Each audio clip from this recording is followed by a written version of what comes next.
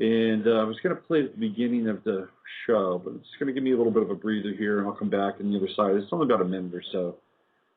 And I'll see you on the other side of this brief interlude. Here we go.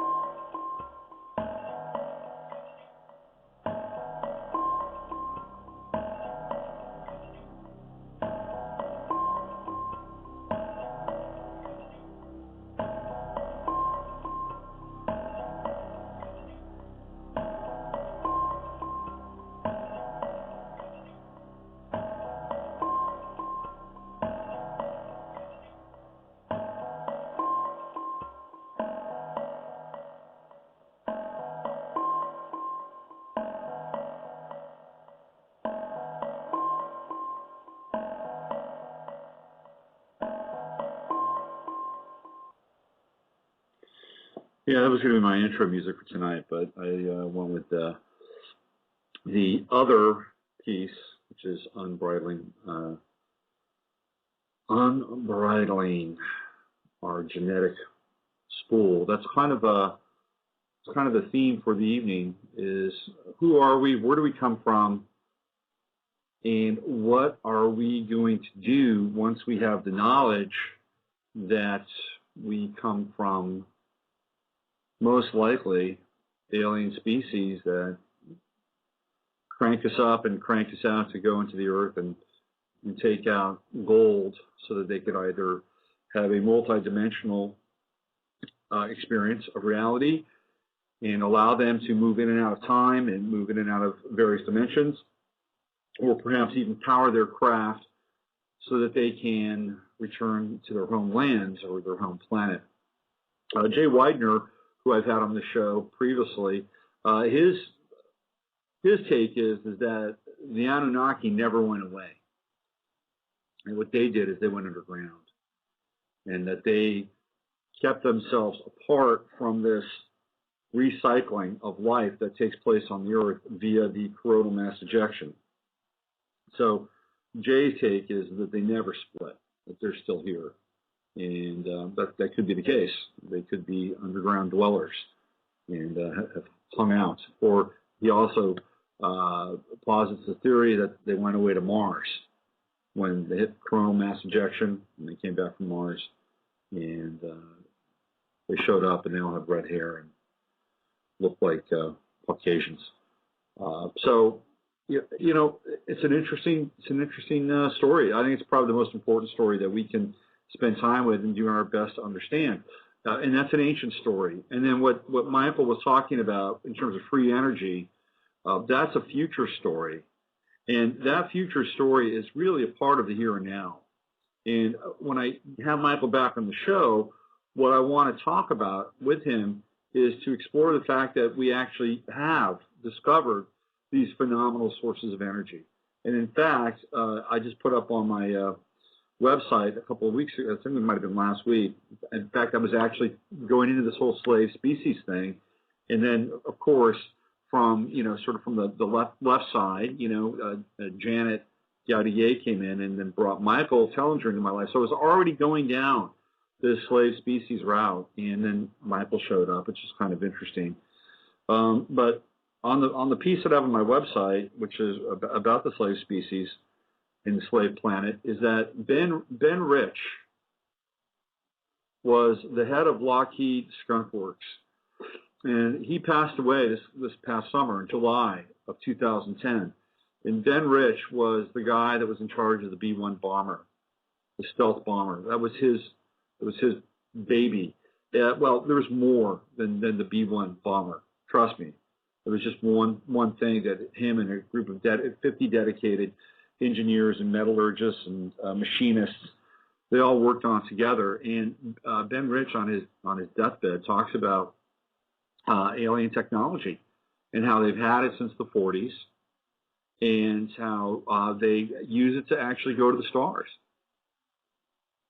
So, and he said, quote unquote, this is a direct quote from him, that we've got it, and it would take an act of God to free that up and use it for the benefit of humanity. And I believe that. I believe that. And I believe that based on not just what Ben Rich disclosed on his deathbed, but also when you look at the some of the other pieces that are out there, like Alternative 3 and the brain drain that took place. It's actually a pretty interesting sort of faux documentary, and the documentary was created, I think, in like the early 70s, a BBC documentary. You can look it up. It's probably online, Alternative 3. It's fascinating, but it's about this brain drain of scientists. And they posit evidence that we started going to Mars actually in the early 60s, and that all the moon stuff took place in the 50s. That you just slide everything back by about 20 years. In terms of the Mars stuff, well, you do the math on that.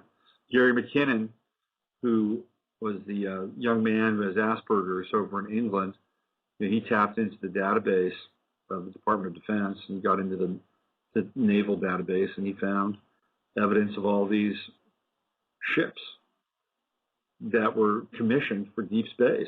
That's what it said. That's what he found out. And there are all these names of these ships that don't have any affiliation with any ship here on this planet. So you've got the McKinnon stuff, you've got Alternative 3, you've got the Ben Rich material. There's information out there about John von Neumann and how he was able to take the work that he did with the Philadelphia experiment and really throw it into the 25th century. And you've got people that are moving out of this time-space location, this time-space signature, and moving into alternate lives, all parallel universes. And this is stuff that, theoretically these guys were working on in a very big way. So you've got all of these technologies that are out there, and it's incredibly futuristic, and it's mind-warping, actually. If you believe that this stuff exists, and I'm convinced that it exists, and you had to wrap your head around it, and you weren't in training. It's like people like myself and Michael and just about everybody else who listens to my show or comes to my website. You're in training. You're in training, and you're in training to understand these realities that we're going to be staring down. That's what you're doing. That's what we're doing. This is the multidimensional aerobics that we're engaging in right now. We're doing everything in our power to get up to speed as quickly as possible so that we can embody these concepts, embody these ancient concepts of the creation myths and where we came from and how we came to be, to where we're headed and where people already are with the technology, with the sophistication of the technology, the mind-blowing sophistication of the technology, and bridging these two disparate realms together, the deep future and the ancient past. And here we are in the middle, and in the middle where we're all, theoretically more or less, struggling to some extent, plotting, crawling along, whatever words you want to use in this essential reality and in this common paradigm where we're getting put into a vice grip, an economic vice grip. And what it's doing is it's forcing people in a lot of ways to try to understand what's going on. And, we're on a pretty aggressive timeline here to figure that out.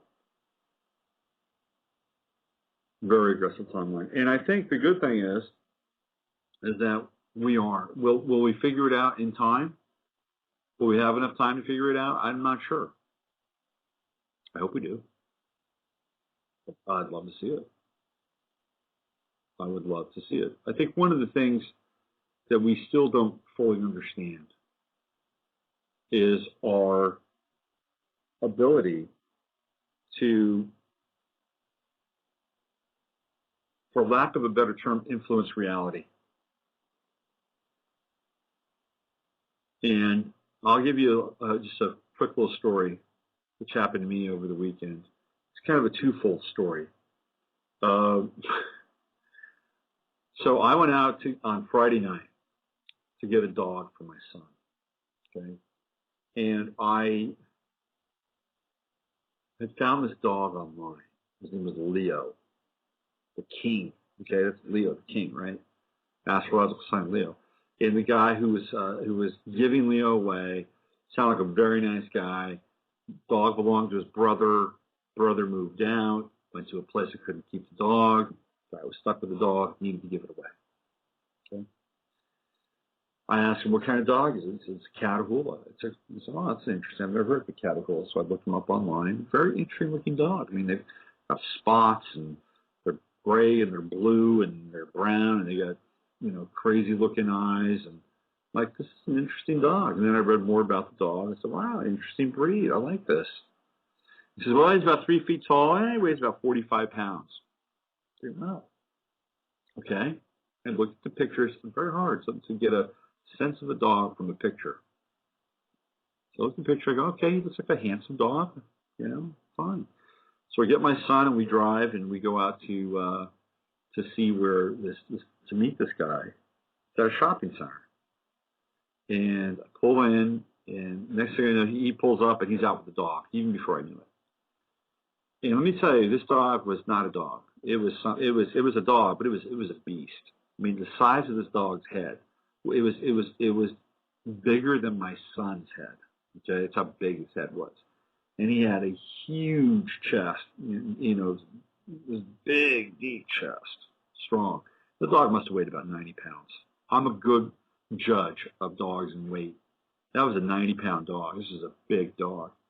And I'm looking at him and I'm going, Jesus Christ, this dog is a horse. And the first thing he did is he's a very friendly guy. He was a friendly guy, very, he's gregarious. He was a Leo. He puts his paws up on my son's shoulders and starts looking my son in the ear. I go, oh, isn't this cute? And all of a sudden, he takes his paws and he kind of digs them into his shoulders and puts his weight on and starts humping him. And and he's going at it. My son doesn't know what he's doing, but it's clear that Leo, wants a little action. It tackles my son on the parking lot of the shopping center. I'm thinking, well, this is funny, but I'm not sure if this is going to be a good fit. But I've committed to it. My son's there. You don't want to let a little kid down. Trust me. And I said, okay, all right. So they give me his dog food, and they gives me this device. It's like the anti-barker, or the debarker, or whatever that thing is. Yes, it's a debarker. So what does that mean? Well, if he barks too much, you just turn on. It works. Trust me, it works. Great.